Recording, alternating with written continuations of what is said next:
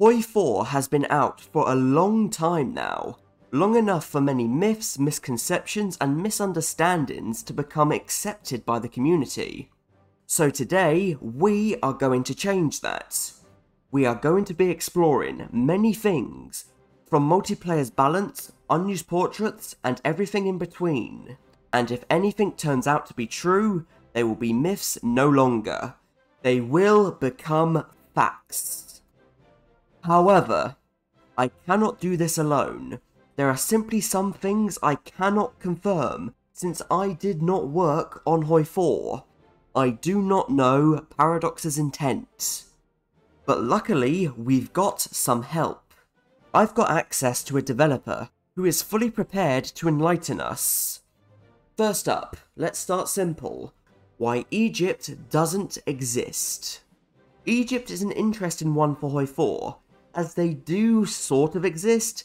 They have an achievement only they can do for Egypt, the UK has focuses that affect them, and controlling them is an important part of the African campaign. But most importantly, they were independent at the time. In fact, nominally, they had been independent since 1922. But despite all of this, Egypt does not exist as a starting nation, even though them starting as a puppet of Britain would be more historically accurate. They are only a releasable. However, I'm sure most of you already know the reason why this is the case and are practically screaming it at me. It's the Suez bubbles, the damn Brits keep abandoning it. And I am happy to report, this is actually 100% true. The UK struggling to defend its subjects was listed as a major reason. You can still sort of see this in current day Hoi4, as even now, the UK's AI is spread extremely thin, and often leaves the home islands lightly defended. That being said, however, that was not the main reason given. The main reason given was the devs feeling they couldn't represent Egypt's status accurately. Remember, Egypt was technically independent in 1936, albeit still a part of the empire.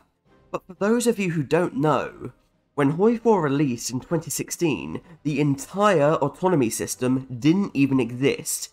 It wasn't until Together for Victory came out, half a year later, it was added. And that did explain a lot. The simplest solution to both of these problems was to not have Egypt as a starting tag. But as the dev points out, nowadays they probably could make it work with AI priorities, and with a Middle East DLC on the way, maybe Egypt's time will finally come. Well, look who it is, August von Mackensen, and where his traits came from. Yeah, we're doing this one again, but this time we're actually going to be putting it to bed. No more speculation, experiments or anything. What was the actual reason the 20% was added? It was to ensure the AI's victory. So, congrats to all of you who mentioned it. I even brought it up that many of you did suggest it as the primary reason. So, I guess to put a bow on it and to conclude my thoughts on it as well, I stand by what I've said and shown. It could be removed from the game and very little would change. Sure, maybe the German junta would lose every once in a while, but oh well, they already do. Many of you reported that you've seen them lose with the plus 20% regardless.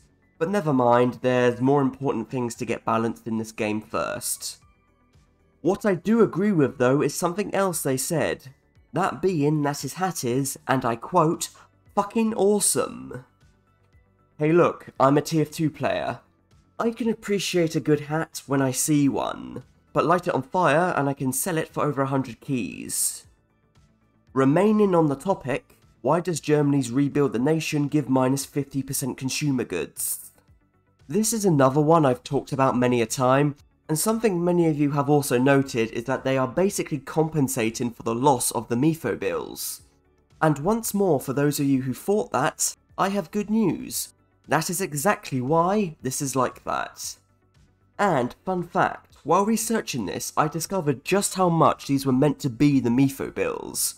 Look at this. This is the first dev diary that ever talked about the Mytho bills, all the way back in 2017. Look familiar? The Mytho bills only give minus 20% consumer goods and nothing else. This wasn't discussed at all, but looking at it 6 years later, you can really tell that Rebuild the Nation was just the Mytho bills with a new coat of paint. Just like number 2, let's wrap up this topic as well. With this one, my annoyance is more to do with the Soviets version being so comparatively crap. They get almost nothing, while this is the strongest focus of its kind in the game. And what I will say, just because this really was Paradox's intention, that doesn't make it automatically okay. It's like TOA's power creep. However, it's clear in this instance more people are okay with this than that. But at this point, all is said and done. I tried, and that's all I should do. Okay, enough Germany. Time for another major. The provisional government's original trait. Oh boy, this one brings back some memories. So that we're clear, this is what the provisional government normally uses for their traits. But if the Soviets flip non-aligned without doing beaten but not defeated, they get these traits instead. I originally brought this up in one of the Exploring Hoi4 videos. This ultimately resulted in Trait Quest, although I did have to deal with the releasable nations glitch when I did this. Anyway, were these traits what I thought they were? Were they a remnant of the Soviet rework that somehow slipped into the main game?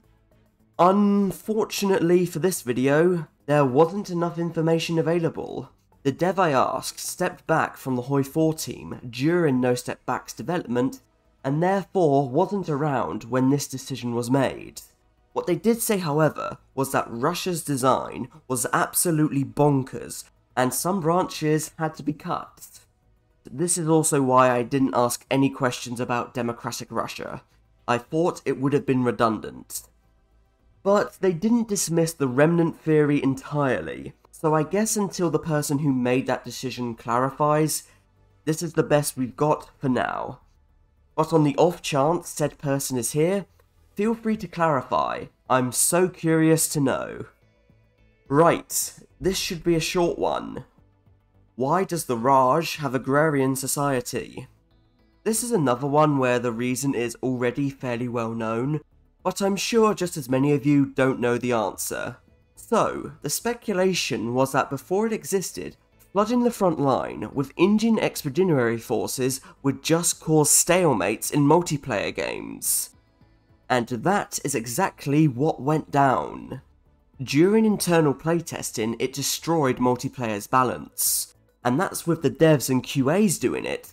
Imagine what the community would do with it. What I do find interesting though, is that 1, this was an internal thing. I thought what happened was a community outcry was what caused this to be added. But nope, it was a QA earning their paycheck that day.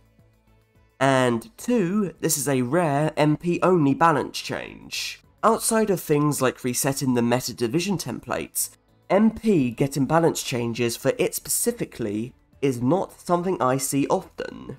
But it is neat. Now this one is an obscure one. Why does the fascist Netherlands use a flag from Schleswig-Holstein? Okay, let's clarify this a bit. In the first release of Hearts of Iron 4, you can come across this feature, simply by switching ideology as the Dutch. When I originally came across this for the third Exploring Hoi4 video, I speculated that since Holstein and Holland use the same tag, HOL, the Hoi4 devs use assets from previous games to save time. In fact, I even asked if Hoi4 was built off Victoria 2. It didn't seem impossible. Valve does it all the time. Portal is basically a really big Half-Life mod. However, the answer was a bit more than I expected, as it was confirmed that Hoi4 was not built off Victoria 2. It was actually a fork of EU4, which makes more sense. That came out in 2013 and was the most up-to-date engine they had at the time. If anything, maybe EU4 was built off Victoria too, but that's a question for another day. Something that was more than likely confirmed, however, was reusing Victoria 2's flag assets. This was done as Vicky had the best flag system at the time, so I don't think my original guess was that far off. Both countries use the same tag, and someone probably noticed that there wasn't a fascist flag available for HOL, and they used what they had. I don't think there was any foul intent, just trying to save some time. We all do that. I've seen this one causing a bit of a mess, so let's untangle it. Was Battle for the Bosphorus outsourced? Now, this is something you will probably know if you read the dev diaries for this DLC, but something many of you have missed or don't know is that the outsourcing was internal. The person who made it was still working at Paradox, but was brought into the Hoi4 team to make it. And something I didn't know before asking this was just how much was still done by the regular team. You have the fairly standard stuff of helping with art and code, but I was surprised to learn that Bulgaria's tree was also done in-house.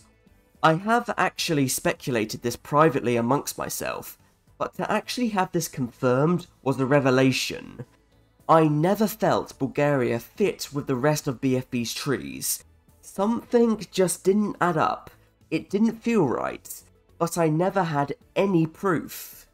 It's a funny twist actually, because I actually wondered if Bulgaria's path was meant to be a part of NSB. But I didn't ask that. But I should if the opportunity ever comes up again. I guess the elephant in the room is, why was this done? There is the obvious reason of it being 2020, that alone would have been fair enough. But the actual reason was apparently the community pressure to get more updates out, and the regular team was unsure about upsizing itself, and managing development on top of that, so they decided to get some help. Most importantly, however, a really positive change came from this.